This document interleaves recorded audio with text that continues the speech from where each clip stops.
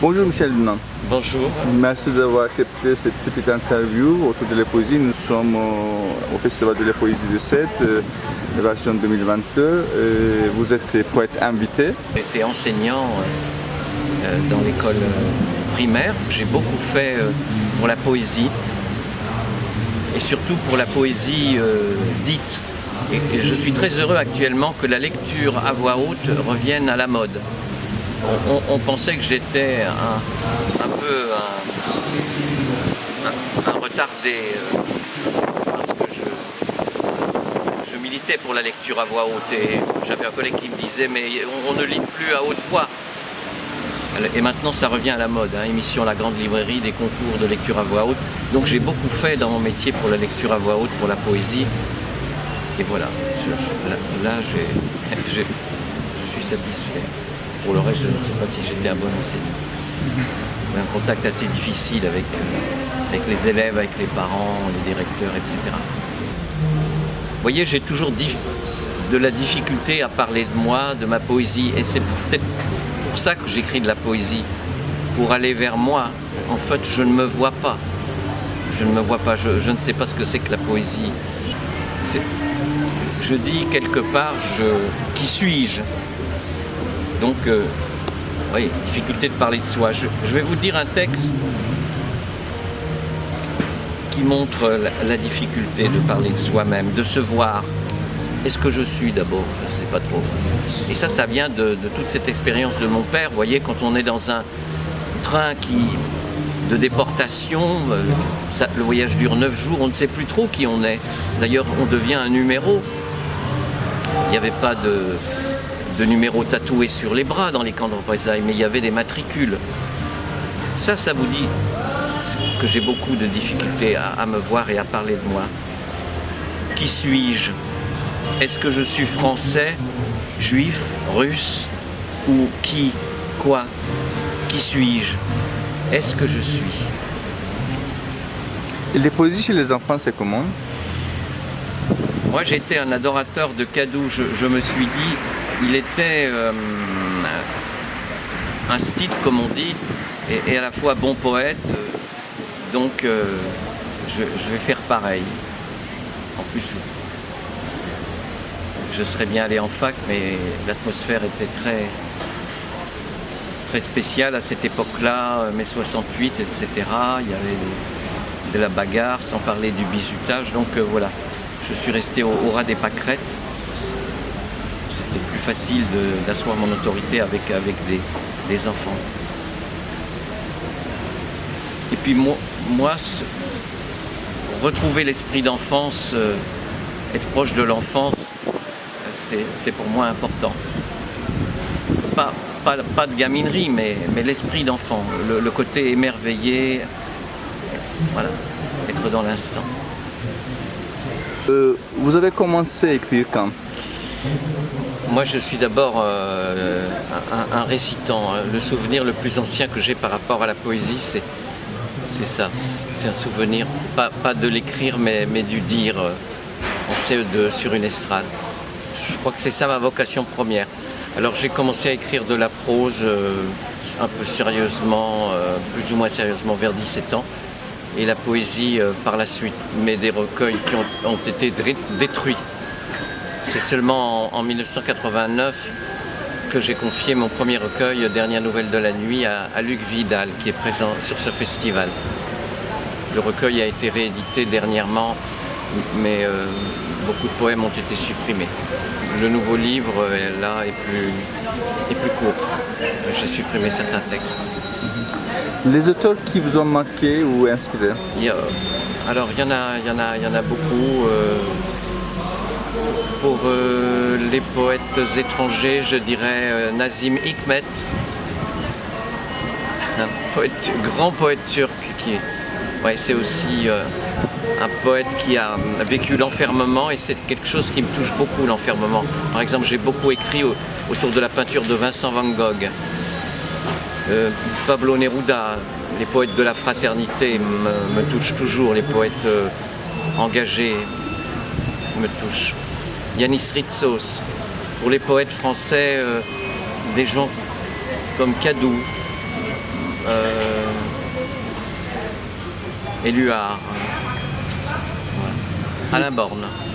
Comment vous écrivez et construisez, créez vos poèmes? Est-ce que vous avez une approche poétique? Non, c'est ce que je disais hier, j'ai un projet de vie, après ça vient ou ça vient pas. Mais l'époque où je suais devant une page blanche, où je m'arrachais les ongles devant une page blanche, elle est finie. Ça c'est l'époque du recueil Dernières Nouvelles de la Nuit. Après j'ai découvert en voyageant qu'on peut, quand on est dans l'instant présent, que voilà, ça vient beaucoup plus vite et je trouve que c'est même plus beau, plus naturel. Donc moi, ma poésie, elle est liée au voyage, qu'il soit réel ou intérieur, ou voyage à travers les arts. Je suis un poète du voyage, un voyage qui s'inscrit dans le grand voyage de la vie. Hein. Il y a beaucoup de questions dans mes poèmes, il y a des points de suspension, il y a beaucoup de non-dits. Je parlais de l'enfermement tout à l'heure. Oui. Il y a le poids du silence, celui dont je me nourris, mais celui qui a été un peu mon terreau pendant l'enfance et surtout pendant l'adolescence, où j'étais assez sur la touche finalement. Qu'est-ce que vous pensez de la poésie actuelle francophone? Je trouve qu'il y a un retour à de la simplicité. Voilà, ça me parle beaucoup. Il y a de grands poètes, Guy Goffet par exemple. Je n'ai pas cité tout à l'heure Guy Vic, voilà un poète qui m'a beaucoup apporté. Et comme j'écris court, voilà, je suis un proche de Guy Vic. Pour la démarche intérieure, je suis un proche de Jacques Lacarrière. Vous voyez, ces pèlerins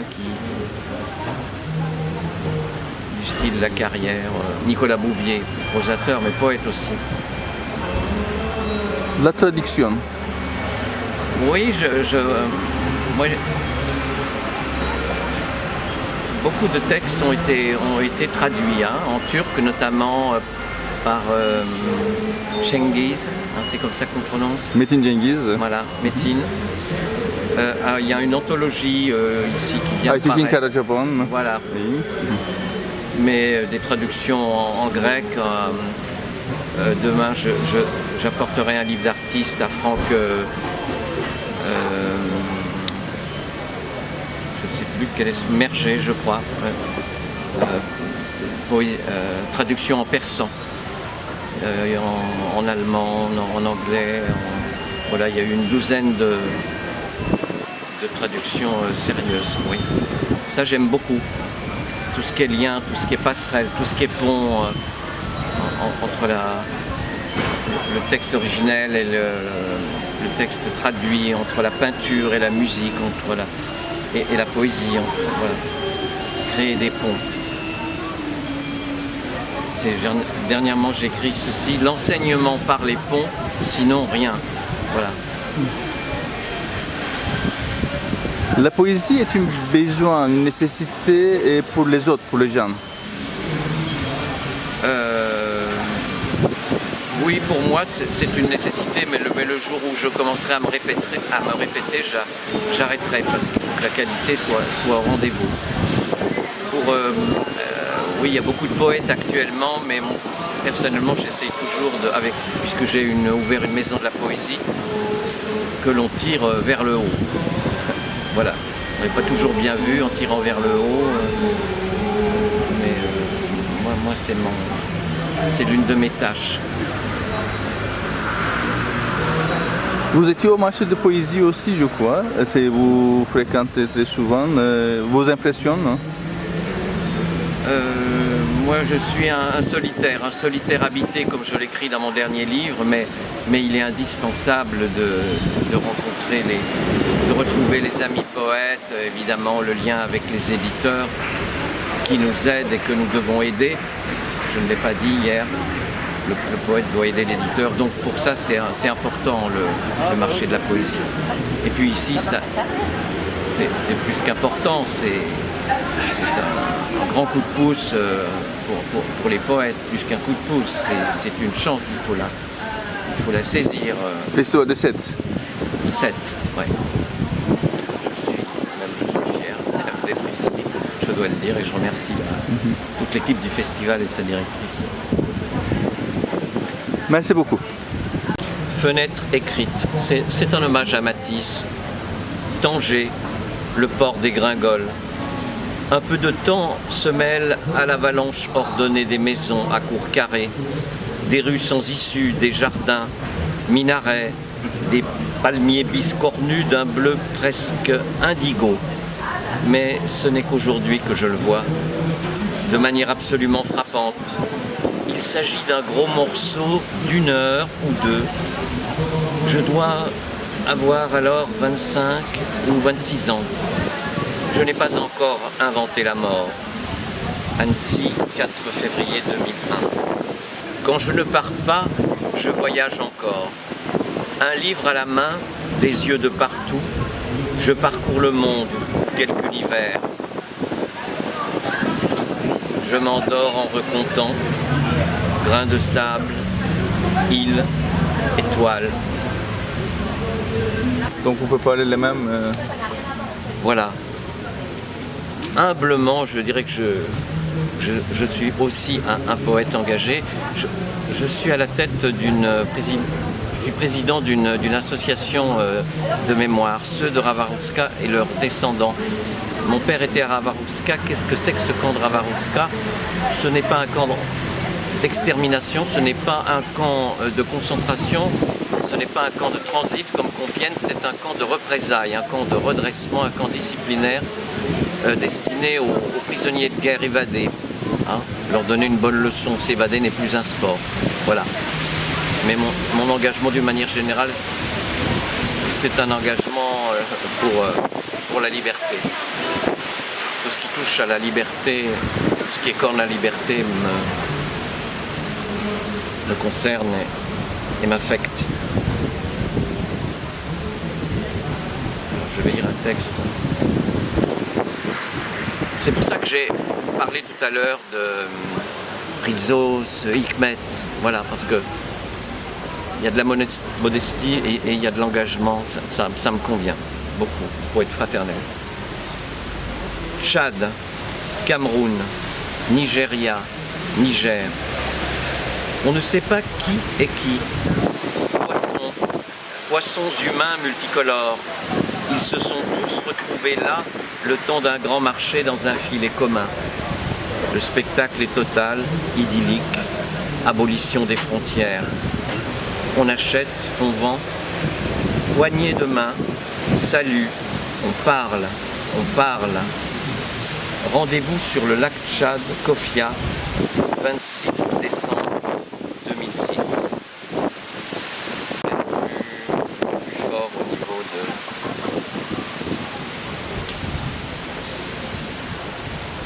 Je vais le lire. Ça parle de Nelson Mandela.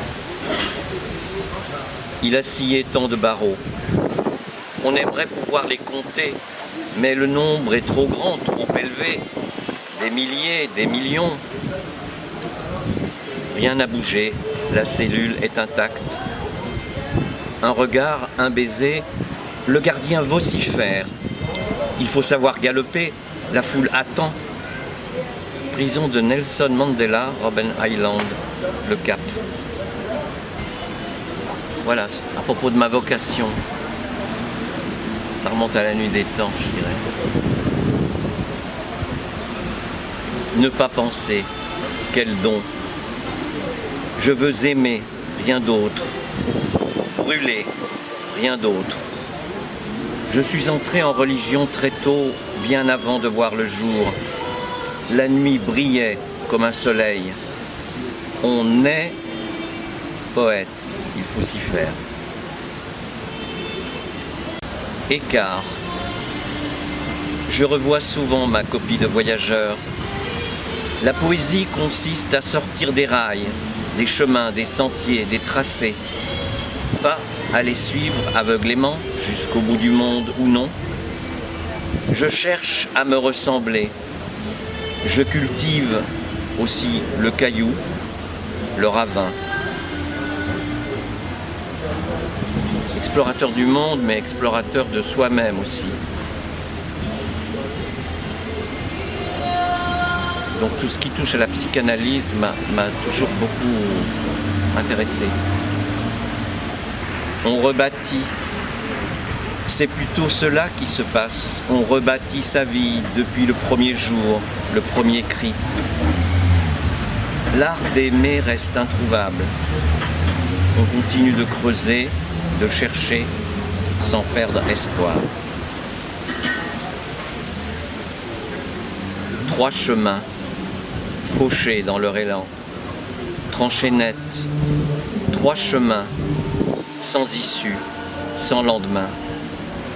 La mort, visage à découvert, avance en procession dans un ciel sombre, orageux.